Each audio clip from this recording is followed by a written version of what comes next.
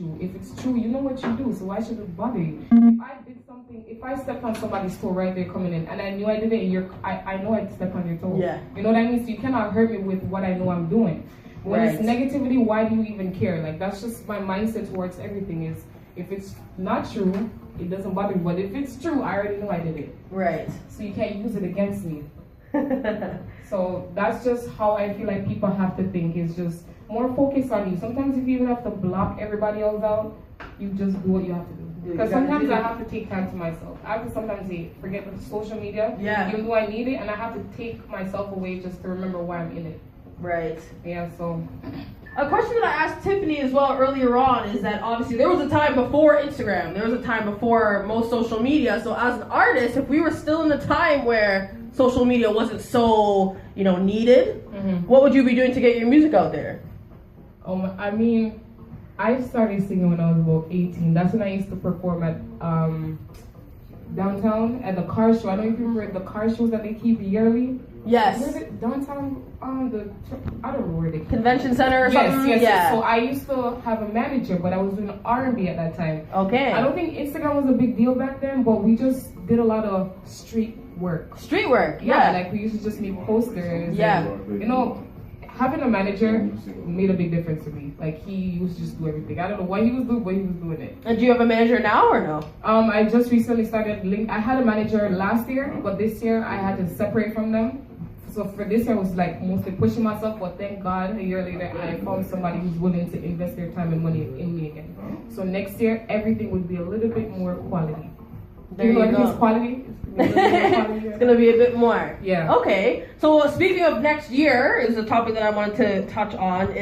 What do you have for next year? Like, what can the people expect from Kim Kelly in 2017? I already have 2 videos to release. Already to be I'm working on my EP, and I'm not just saying it. I have like 2 more songs left to do. Okay. And I'm trying to get that out by February, and then March I head back to Jamaica for a show. That's crazy. Yeah.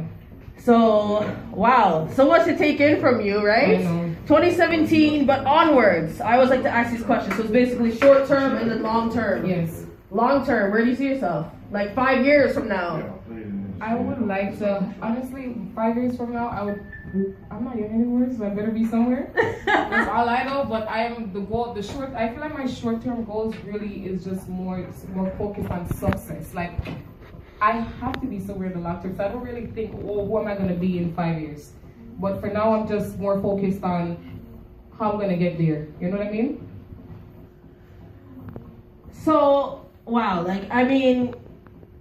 you have so much going for you right now. So, in this reggae dancehall industry, it's hard to come out of that successful, I think, because when you go to a reggae dancehall party or wherever, it's usually the same crowd of people, the same music.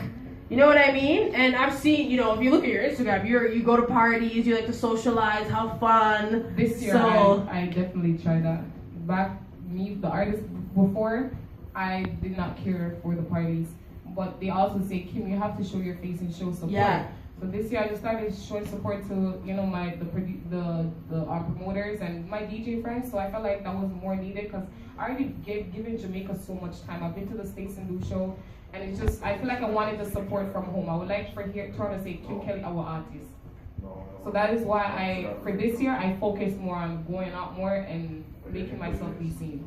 Well, you're right. You're totally right with your comment. I agree with you. I mean, so it's being that said, which is the problem. Like, that's what we always talk about. Of course. I mean, we were just talking about how, if an artist like yourself gave a song to a DJ in Toronto, he might not play it because whatever reason, right? 90% of the time they won't play it. Right. No.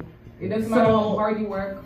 I feel like as a female, I have established myself over the past 3 years as a female artist from Toronto. Like, you can go and say, Kim Kelly, I heard about her. Yeah. Or you can come here and be like, Kim, I know about her, but I feel like they still won't respect that. Yes. That you go out of the box just to push yourself.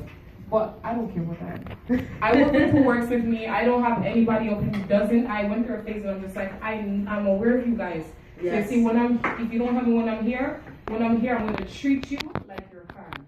Yeah. I won't treat you like you weren't supporting me while I was climbing. Right. So just understand that when you want something from me when I'm up here, I'm going to treat you differently. Too late. It's too late.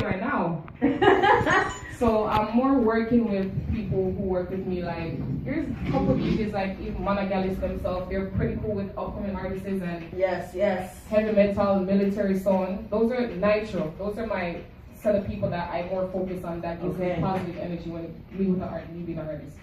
Okay. So I just want to tell you, thank you so much for coming. Did I make this? No, I thought I was here. I was trying to get the interview a little before 8, but I was really. Girl, it's okay. You know, we got all the time in the world. We're here hanging out, having a good time anyways. So it's past 8 o'clock, Overproof Radio, believe got